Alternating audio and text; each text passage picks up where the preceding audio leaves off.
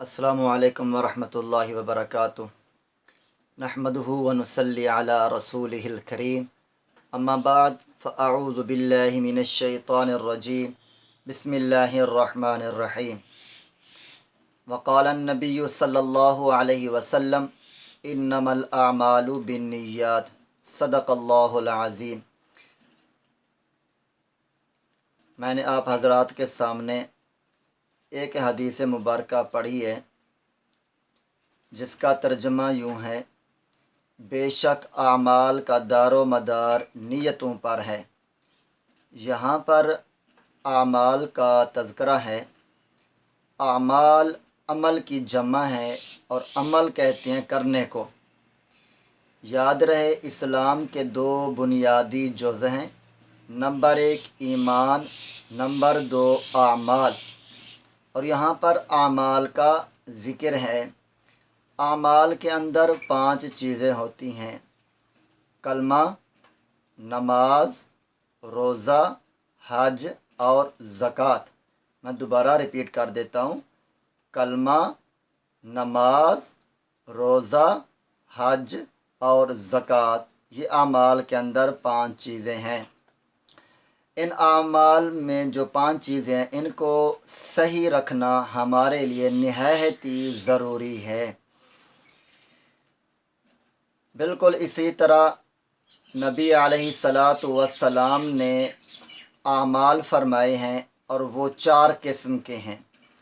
ان میں سے پہلا جو پاک پیغمبر نے عمل فرمایا وہ یہ ہے کہ پاک پیغمبر نے نبوت سے پہلے کیا ہے، 40 سال سے پہلے فرمایا، نبوت کے ملنے سے پہلے فرمایا۔ باقی 3 اعمال بعد میں فرمائے ہیں، اور جو بعد میں فرمائے ہیں ان میں سے پہلا یہ ہے کہ وہ ہے کہ پاک پیغمبر نے اپنی ذات کے لیے فرمایا۔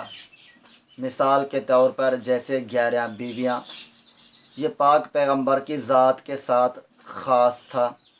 اب کوئی امتی 11 شادیاں نہیں کر سکتا۔ کیوں؟ وجہ اس کی یہ ہے پاک پیغمبر نے یہ جو عمل فرمایا اپنی ذات کے لیے فرمایا ہے، امت کے لیے نہیں فرمایا۔ دوسرے نمبر پر پاک پیغمبر نے وہ عمل فرمایا جو بطور جواز کے ہے۔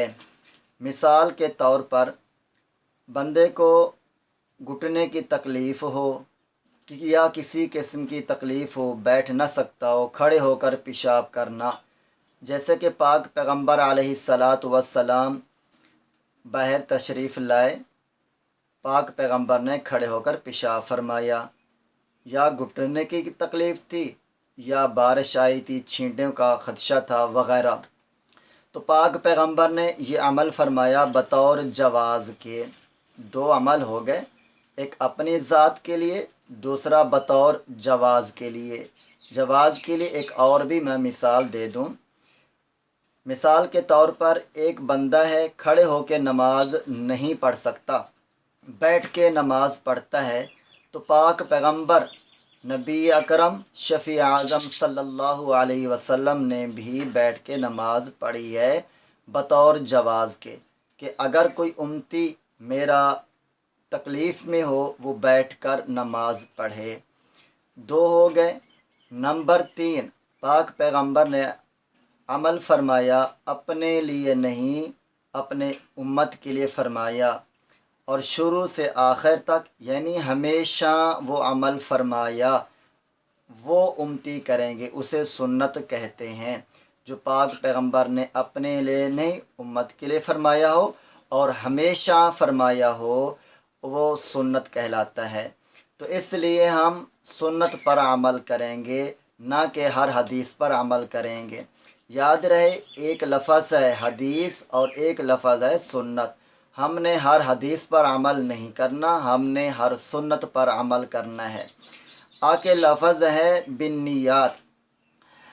علامہ عینی رحمۃ اللہ علیہ فرماتے ہیں اسلام 3 چیزوں کا نام ہے: قول، فعل، نیت۔ نمبر 1 قول، نمبر 2 فعل، نمبر 3 نیت۔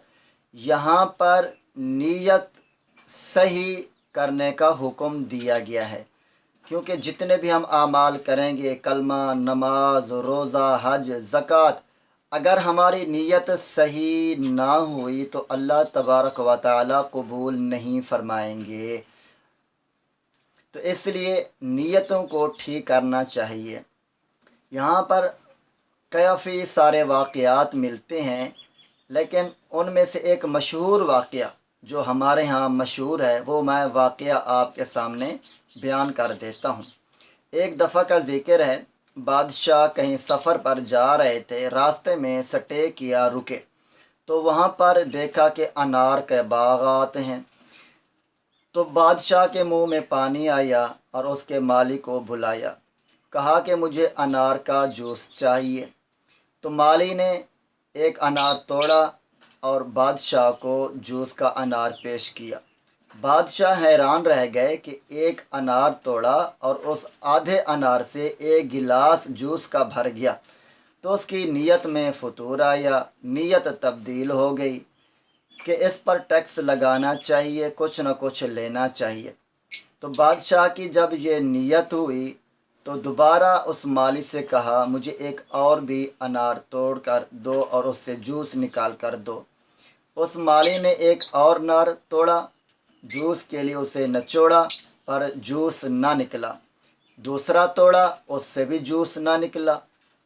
تیسرا، چوتھا، پانچواں، جتنے بھی انار توڑے ان کو نچوڑا، ان میں سے کسی سے بھی جوس نہ نکلا۔ بادشاہ نے وجہ پوچھی مالی سے، کہا کہ یہ کیا مسئلہ ہے، کیا ماجرا ہے؟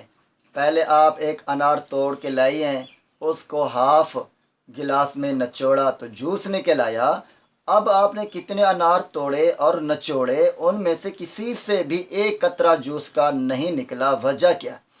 مالی نے عجیب و غریب جملہ فرمایا، کہا کہ بادشاہ کی نیت تبدیل ہو گئی ہے تو اس لیے انار نے جوس دینا چھوڑ دیا ہے۔ تو واقعی انسان کی جب نیت تبدیل ہو جاتی ہے، ہمارے جتنے بھی اعمال اچھے سے اچھے کیوں نہ ہوں گے، جوس نہیں ملے گا، اس کا بدلہ اجر و ثواب نہیں ملے گا جب تک ہماری نیتیں ٹھیک نہ ہوں۔